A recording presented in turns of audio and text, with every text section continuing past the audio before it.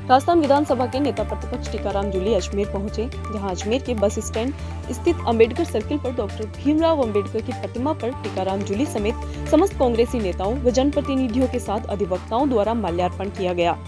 वहीं टीकाराम जूली ने मीडिया से वार्ता के दौरान बताया कि 26 नवंबर देश के लिए बहुत ही महत्वपूर्ण दिन है। भारतीय संविधान सभा ने पहली बार भारत के संविधान को अपनाया। वहीं डॉक्टर भीमराव अंबेडकर, महात्मा गांधी व पंडित जवाहरलाल नेहरू समेत सभी कांग्रेसी नेताओं ने भारत के संविधान को मजबूत बनाकर आगे बढ़ाने का काम किया है। पड़ोसी देशों की तुलना में भारत का संविधान मजबूत है। वहीं दूसरी ओर विपक्ष पर निशाना साधते हुए कहा कि जब से भाजपा की सरकार देश में काबिज हुई है, तब से संविधान को कमजोर करने के साथ ही संविधान को खत्म करने के नारे दिए जा रहे हैं। जो लोग संविधान की प्रतिमा को जलाते हैं, भाजपा हमेशा उन्हीं के साथ खड़ी रहती है। स्वशासित संस्थानों के दुरुपयोग के साथ ही चुनी हुई सरकार को गिराने का काम कर रही है। कहा कि डॉक्टर भीमराव अंबेडकर की प्रतिमा के समक्ष आज सभी ने शपथ ली है और उनका बनाया संविधान हर वर्ग के लोगों के लिए है। संविधान को मजबूत करने के लिए लगातार काम किया जाएगा।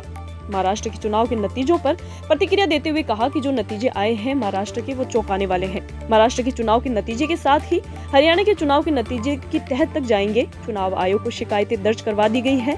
कहा कि ईवीएम मशीन 99% अगर चार्ज होती है तो सारे परिणाम भाजपा के लिए जाते हैं। इसको लेकर भी चुनाव आयोग को शिकायत दी गई है। जिला बार एसोसिएशन के चुनाव पर प्रतिक्रिया देते हुए कहा कि जिला बार एसोसिएशन के चुनाव पर कई बार अधिवक्ताओं ने ज्ञापन दिए, समस्याओं से अवगत भी करवाया, परंतु समय पर कार्य नहीं हो पाया था। इसके लिए विधानसभा में भी कई बार मुद्दा उठा था। ये सारे तथ्य कहीं न कहीं संविधान को कमजोर करने में अहम भूमिका निभा रहे हैं। टीकाराम जूली के आगमन पर सभी कांग्रेसी नेताओं व जनप्रतिनिधियों के साथ अधिवक्ताओं ने माला व साफा पहनाकर उनका स्वागत किया। पहले तो मैं बाबा साहब को नमन करता हूँ और आज मैंने अजमेर आगमन पे सर्वप्रथम बाबा साहब को माल्यार्पण किया है। कल संविधान दिवस है और कल का दिन इस देश के लिए बहुत महत्वपूर्ण है।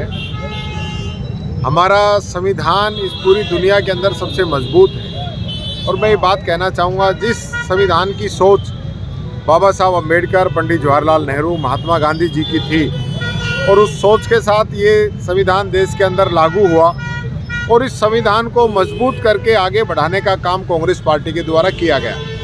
आज हमारे पड़ोसी देश जितने भी हैं, चाहे पाकिस्तान हो, अफ़गानिस्तान हो, श्रीलंका हो, बांग्लादेश हो, सभी जितने भी देश हैं उनके अंदर ऐसा मजबूत लोकतंत्र नहीं है।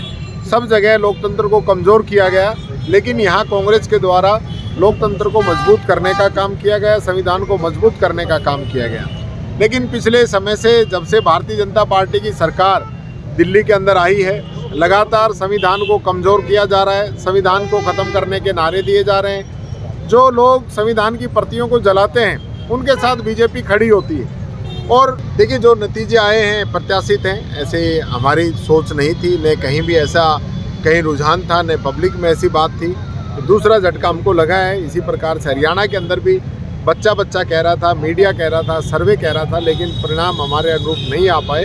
हम महाराष्ट्र की भी और हरियाणा की भी तह तक जा रहे हैं, गहराई तक जा रहे हैं। ऐसे क्या कारण है? चुनाव आयोग के सामने भी हमने शिकायतें दर्ज कराई है। इस पूरे मामले को हम पूरी स्टडी करवा रहे हैं। ईवीएम को लेकर कुछ कहना चाहिए? देखिए, ईवीएम पे लगातार सवाल उठ रहे हैं, ईवीएम की बैटरी पे सवाल उठ रहे हैं। जो बात हरियाणा में आई थी वो वापस महाराष्ट्र में भी आई है कि कई बूथ ऐसे हैं जहाँ ईवीएम 99% चार्ज मिली है और जहाँ 99% चार्ज मिली है वहाँ एक तरफा वोट बीजेपी के खाते में गया है। मैं पहले भी इस बात को लेके कहा है और यहाँ तो अजमेर के अंदर तो बड़ा इश्यूज़ भी बना है। लगातार इसके लिए वकील साहिबान एजिटेशन भी कर रहे थे, लिखित में भी दिया है। मैंने खुद भी विधानसभा के अंदर भी ये मामले को उठाया है, क्योंकि कुछ चीज़ें ऐसी है जो नियम और कानून के और संविधान के अनुसार होनी चाहिए, उसको सरकार नहीं करना चाह रही। यही तो मुख्य मुद्दा है। ये सारी चीज़ें संविधान के अंतर्गत हैं, तो उन सबको जो कमज़ोर करने का काम भारतीय जनता पार्टी के द्वारा किया जा रहा है। इससे पहले भी जोगाराम पटेल जी द्वारा अपने बच्चे की नियुक्ति करा दी गई थी, फिर बाद में उसको वापस किया गया था। ये सारी एक ही चीज़ें हैं।